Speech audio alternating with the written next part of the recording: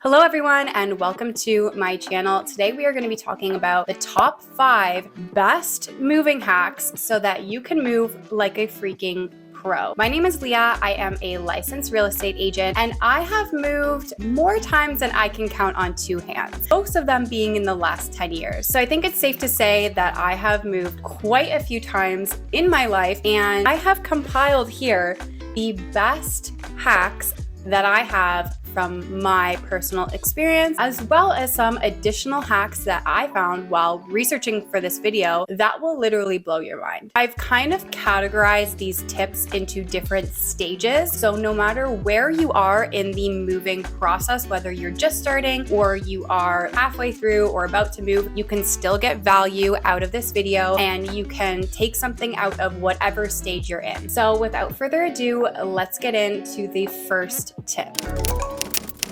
Starting with the prepping stage. I cannot stress enough how important it is to start early. And when you think it's too early to start, that's probably when you need to start. I'm talking decluttering and getting rid of stuff that you do not use. If you are selling your property, this is going to be instrumental in making your house feel a lot bigger and spacious and just making it more visually appealing for potential buyers. If you are renting or you own, this will just overall make your entire move a lot simpler. Nobody wants to be moving stuff that they don't have to. So say you have a whole year, you know that you're going to be moving in a year from now, okay? You can actually start a year in advance by doing these tips and tricks. So number 1 trick that I found is by putting your clothes on the hanger the opposite way as you normally would at the beginning of the year. And then once you've taken it off the hanger and worn it, when you go to put it back on the hanger, put it the right way. So at the end of the year, all the hangers that are facing the opposite way are clothes that you have not worn in an entire year, which means you've gone through all 4 seasons not wearing them. They can probably go. You could probably do this with other things too, like shoes. If you put them on the rack, maybe like the opposite way, and if you don't reach for them for an entire year, that means that you're not likely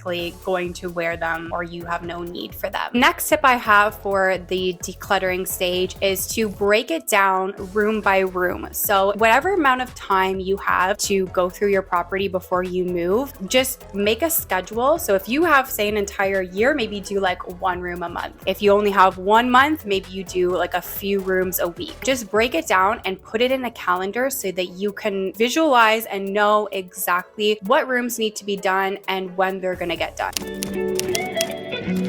Moving on to the packing stage. I have so many tips for this, and I think that it's important to choose the ones that make sense for you and your specific situation. Some people really like to use cardboard boxes. Others like to rent the plastic containers that you can get and then return them. I'm going to give you guys a bunch of different tips that you can use, and you take which ones make sense for you. Okay, number 1, start with the things that you don't use. I know that sounds obvious, but if you're going to go into rooms like your kitchen or your bathroom, you're probably going to start packing things that you might need. Let's get maybe the basement organized or storage things packed away so that you can just get those out of the way first. Tip for actually packing the boxes: if you are packing a big box, make sure that you are putting a majority of the things in it that are light. You don't want to pack big boxes with like really, really heavy things because it's just going to make it impossible for you to move, and it might even break the box. So a rule of thumb is to only fill it about halfway with like heavy things and then the rest with,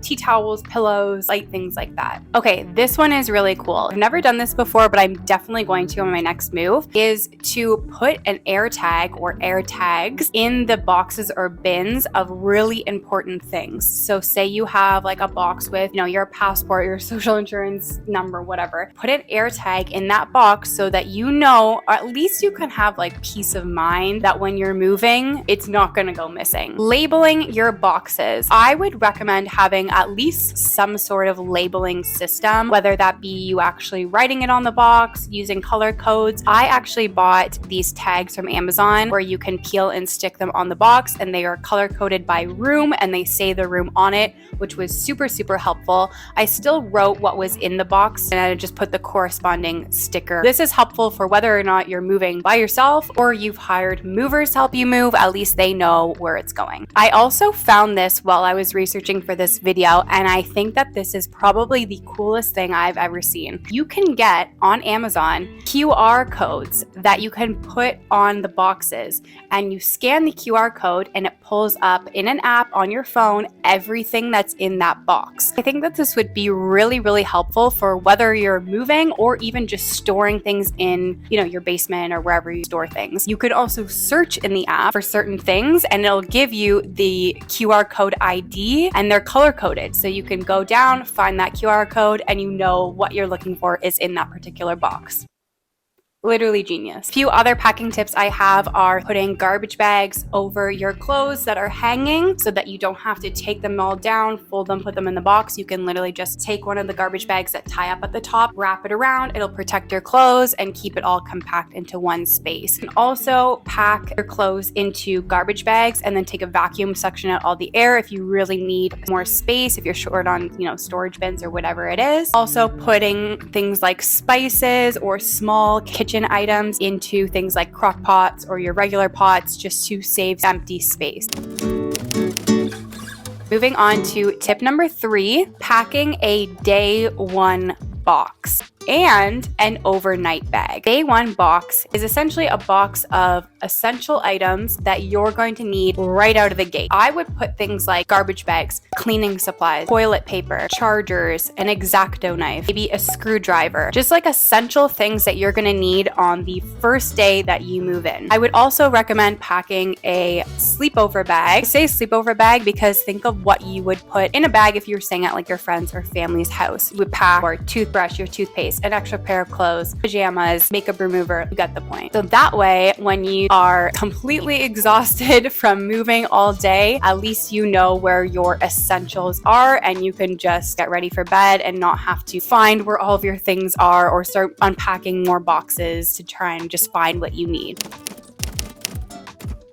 Tip number 4 is what to actually do on moving day. Moving day is going to be very likely chaotic. Maybe not as chaotic as it would have been if you didn't do all these other tips ahead of time, but it will still inevitably feel chaotic to some extent. What I would recommend is making sure that you have had a good, filling, nutritious breakfast, because you don't want to be getting so busy during the day that you literally forget to eat and then you feel lightheaded and you're getting drowsy and tired. You need to keep that energy for the whole day. I would also recommend packing granola bars and water bottles, Gatorade, just things that are going to make it really easy to grab and go when you are just needing something to keep you going through the day. You could pack these things even in your day 1 box. And also it's nice to have for others that may be helping you move or for your movers. Just make sure that you have those things available.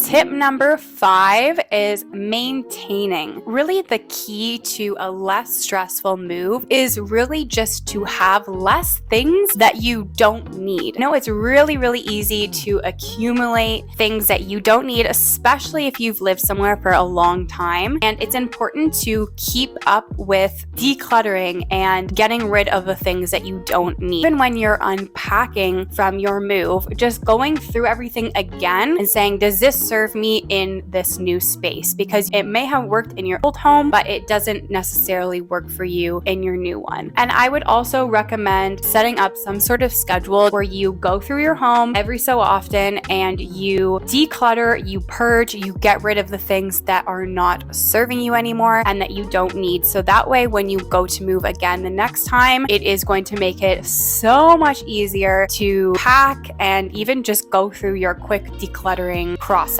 So I hope this video was helpful and is going to save you a lot of headaches on your next move. If it was, be sure to drop me a like and comment what your favorite moving hacks are, and subscribe for more videos like this.